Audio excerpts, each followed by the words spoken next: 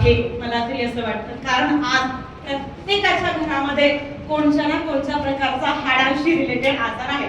मग तो सर्वायकल असो, है ना, स्पॉन्डिलिसिस असो, लुंबार रिजनचे आजार असो, कमरेचे आजार असो, गॅप असो मानेमध्ये, ठीक आहे, पेल्विक रिजनचा आजार असो, गुडघे दुखी असो, कार्टिलेज डॅमेज असो, इथे आपण जे म्हणतो की वाट्या ज्या असतात आपल्या डोळ्यामध्ये, ठीक आहे, तर याच्यामधलं लुब्रिकेशन कमी झालेलं असं, ऑइल कमी झालं आपण ज्याला म्हणतो, ठीक आहे. तर अशा असंख्य गोष्टी, कोणत्याही प्रकारचे बॉडीचे पेन जर कमी करण्याची जर ताकद तुमच्या प्रोडक्ट मध्ये असेल तर ते आहे ऑर्थोजी मध्ये. मी हे स्वतः घेतलेलं आहे 2 years before, almost 1 year before. 1 वर्ष आधी माझी अशी सिच्युएशन होती की मी बेड रिटर्न होती, म्हणजे 2 महिने जागेवर झोपून होती. वाटेल का विश्वास आहे कुणाला मी एवढी चालत फिरत आहे इथे? नाही ना.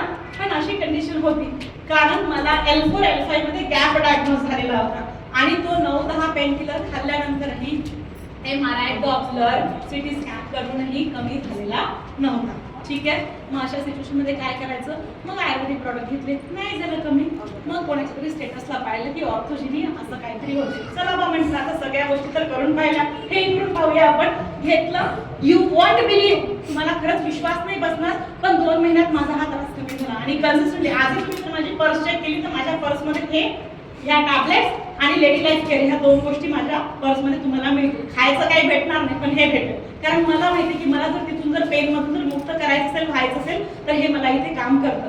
तर कोणत्याही प्रकारचा वात असो, संधिवात असो, जॉईंटचे पेन असो, बॉडीचा कोणताही पेन असो, मसल पेन असो, कार्टिलेज पेन असो, लिगामेंट पेन असो, हाडांचे कोणतेही आजार असो, तर अशा कंडिशन मध्ये ऑर्थोजी तिथे 101% काम करतं.